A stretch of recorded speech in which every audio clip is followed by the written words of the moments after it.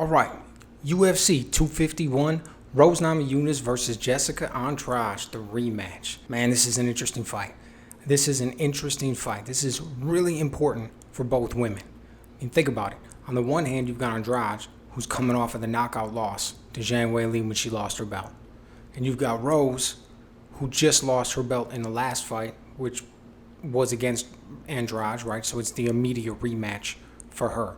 So both women are at the very top of the division. Both women just coming off fights where they lost the belt, fighting each other again. So you got to think the winner of this one is going to be positioned really well for another title shot. I mean, if it's Andrade, it's going to be a tough one. She'll probably have to wait a little bit. But if Rose pulls this off, that's going to go a long way towards getting her a title shot against Zhang Weili in the next fight. Because you figure Weili just fought Andrade and Joanna Jędrzejczyk. So coming up against Rose Namajunas, if she gets a win on Saturday, that's good. She'll have a very compelling case for that. So, but the question is, obviously, I mean, easier said than done, right? She's coming in here and she just got slammed on her neck in the last fight or the first fight with Andrade. So she comes into this one. I mean, how are things going to play out? Well, I mean, think about it, or let's think about it, I should say. You look at it, that first round that Rose had, that was something beautiful. The way she was mixing her shots up, the way she was moving in and out, the feinting, the jab that she was shooting out there. Oh, that jab was beautiful, right? The combinations that she followed up with, the way that she was shooting the right hand, sometimes the right lead, mixing in, kicks. Not very much, not a very kick-heavy attack, which is fine. Obviously, she's worried about getting taken down. I mean, clearly, that's what Andrade's game plan is. Pressure the whole time. Try to land some big, heavy shots, some hooks as you're coming in, and then get a takedown. No secret there. So you look at it, and it's like, what if this was a kickboxing match? This is a perfect example of people who are specialists. I mean, I won't just say specialists. Obviously, Rose is pretty beastie on the ground. She's got some submission victories. But we know that she's going to come with a much more kickboxing heavy attack. And we know that Andrade, if she was able to completely dictate the fight, she's going to land a few shots, come in, and it's going to be a wrestling-based attack with some ground and pound. So if you think about it, what if this was a kickboxing match? I mean, Rose would be a 20-1 favorite. It wouldn't even be close. It would look like that first round the whole time. She's clearly the superior fighter. Now, what if this was a jiu-jitsu match? What if this was just a wrestling match? So you start to piece it together, and then obviously you have to think it's not any individual thing, it's an MMA fight. When I look at this whole thing, though, when I break it down, it seems pretty clear to me that Rose is absolutely the superior fighter. Absolutely the superior fighter. I think that this is much more likely to go like the first 98%, 99% of the last fight than the very last bit when she got caught, so to speak, picked up, slammed on her neck, game over.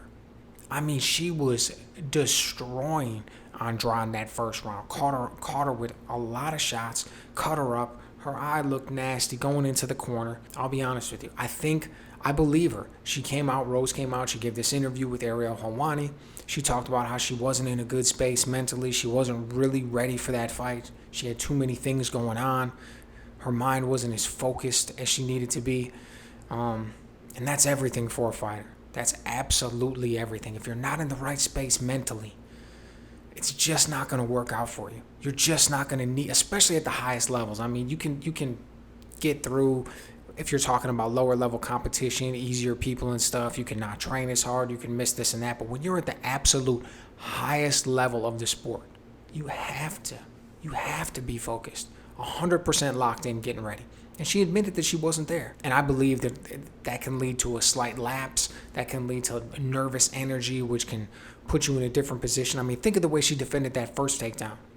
In the first round, when she defended it by going for a Kimura, and then when Andrade did pick her up, rotated right into an armbar, pushed off, got right up, that was a thing of beauty. Oh, that sequence of events was beautiful. That's how you defend a takedown. And she did exactly 100% textbook. Technique was perfect. The second time, she lost her grip. Andrade was able to get her hand free a little bit, came over, and she gave her the slam. I just don't see it happening like that again. Is it possible? Sure. But I don't think it's going to play out that way. I'm going with Rose on this one all day long. I think she's going to come out. She's going to look really sharp. I think she's in a great space now. It's been a year since that last fight.